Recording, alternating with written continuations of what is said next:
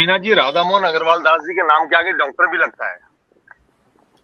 राजस्थान के प्रभारी भी हैं, राज्यसभा से सांसद भी हैं, यूपी से फ्रस्ट्रेटेड भी हैं।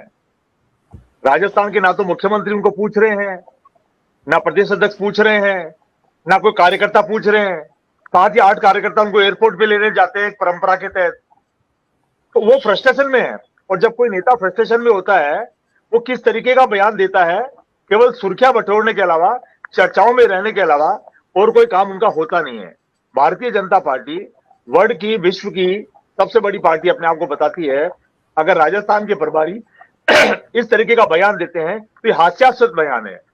राजनीति में बयान देना जरूरी होता है, आरोप प्रत्यारोप लगाइए आप, उसकी भी कोई मना नहीं है, लेकिन अच्छे भाव के तहत कोई बयान दिया जाए, आरोप लगाया जाए तो बेहतर होता है।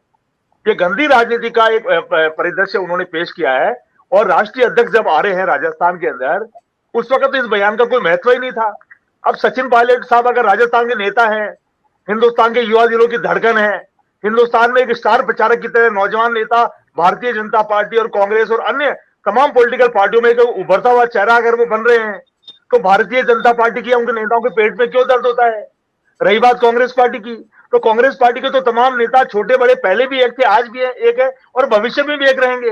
भारतीय जनता पार्टी कितना ही जोर लगा ले, सचिन पायलट साहब का कद बिल्कुल भी छोटा नहीं कर सकती है।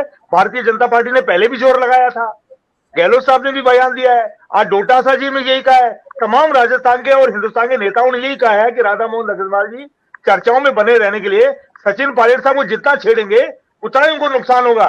ये जब से प्रभारी बने हैं मीना जी, तब से कोई ना कोई आते हैं राजस्थान में, कोई पूछता है नहीं और टोटका करके चले जाते हैं। कभी ये सतीश पूनिया के लिए कहते हैं, कभी राजेंद्र राठौड़ के लिए कहते हैं, कभी किसी और नेता के लिए कहते हैं, कभी हनुमान बेनीवाल के लिए कहते हैं। तो मैं उनको इतना कहना चाहूंगा, आपके नाम के आगे डॉक्टर लगा हुआ है, उस पद की गरिमा को आप बनाए रखिएगा। और आपकी पार्टी आज हिंदुस्तान में सत्ता में है, उस पार्टी की गरिमा बनाए रखिएगा और राजनीति में मान सम्मान की पॉलिटिक्स करें तो ज्यादा बेहतर होगा। आपके ऐसे बयानों से सचिन पायलट साहब का कांग्रेस पार्टी का कोई कद नीचा होने वाला नहीं है।